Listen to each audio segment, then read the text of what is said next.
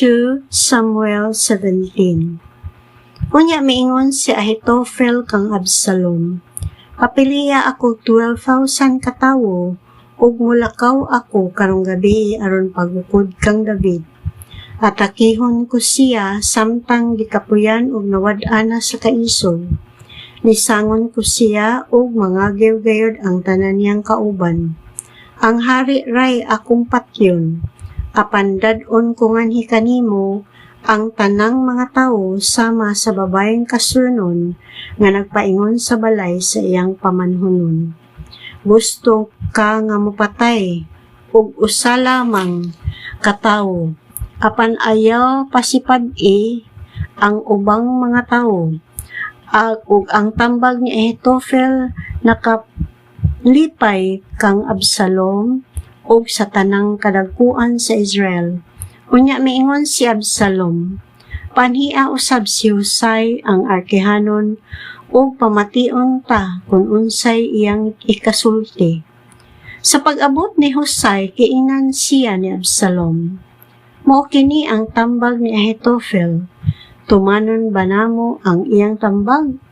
Kung dili unsay may imong ikasulti?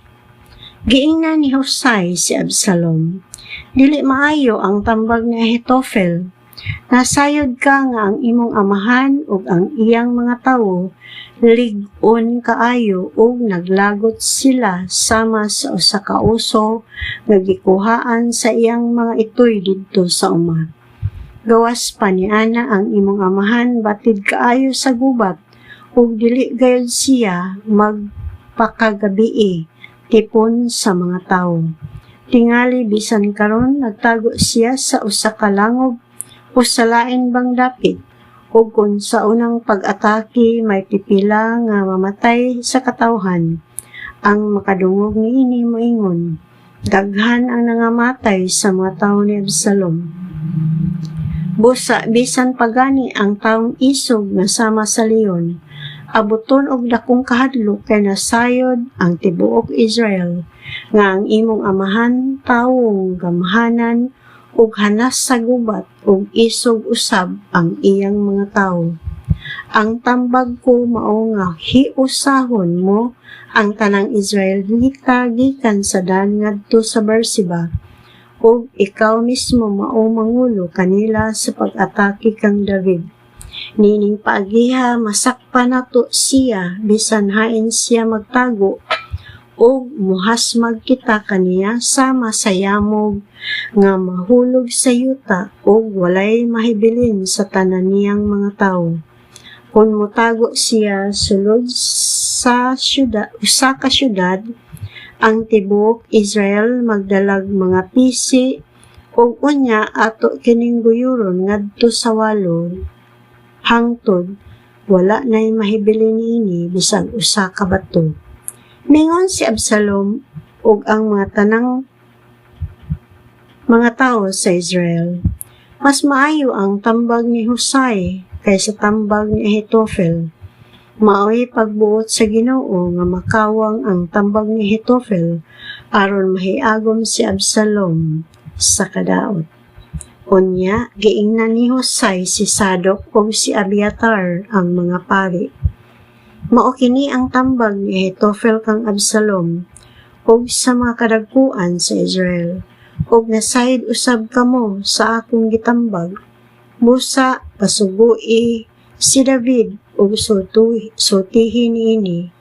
Ayaw katulog karong gabi sa mga patag sa kamingawan kundili padayon kamo paglabang sa suba, kay tingali unyag patyon ang hari ug ang tanang mga kuyog niya.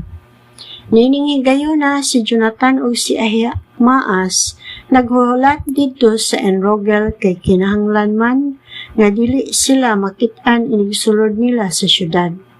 May babayeng sulugon nga moay tigtaho kanila ug sila usab moay motaho kang David.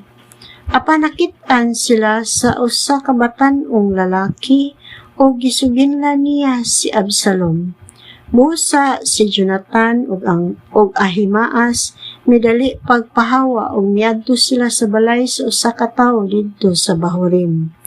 Kining tawhana may atabay sa iyang tugkaran ug nanago sila didto.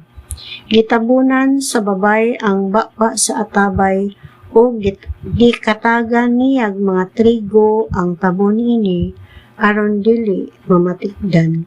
Sa pag-abot sa mga sulugoon ni Absalom didto sa balay, gipangutani nila ang babaye, "Hain man si Ahimaas o si Jonathan?"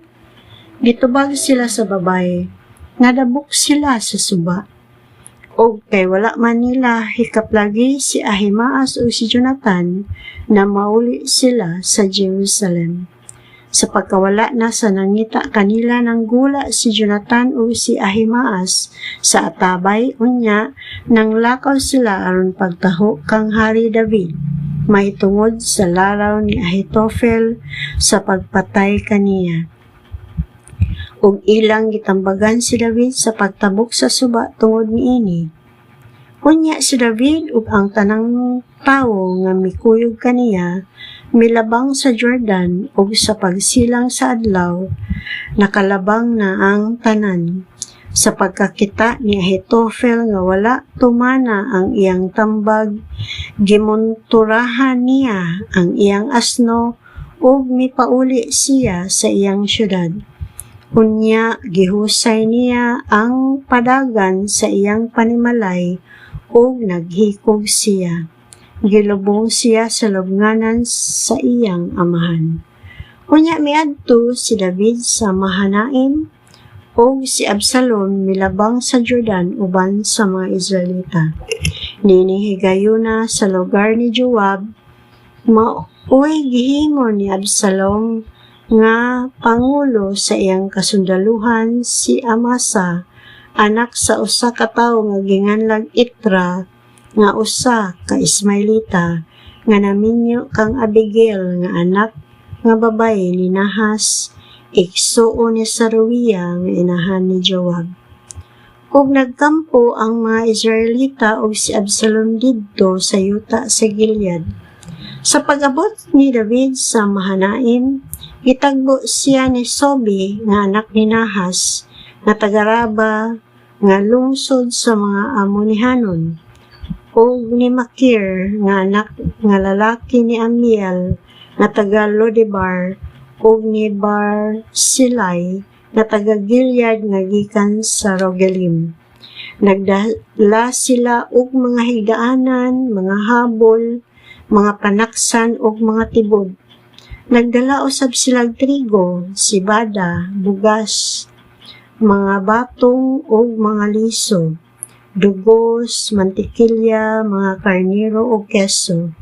Gihatag nila kini kang David ug sa iyang mga tawo kay nahibalo man sila nga gigutom, giuhaw ug gikapoy ang mga tawo didto sa kamingawan.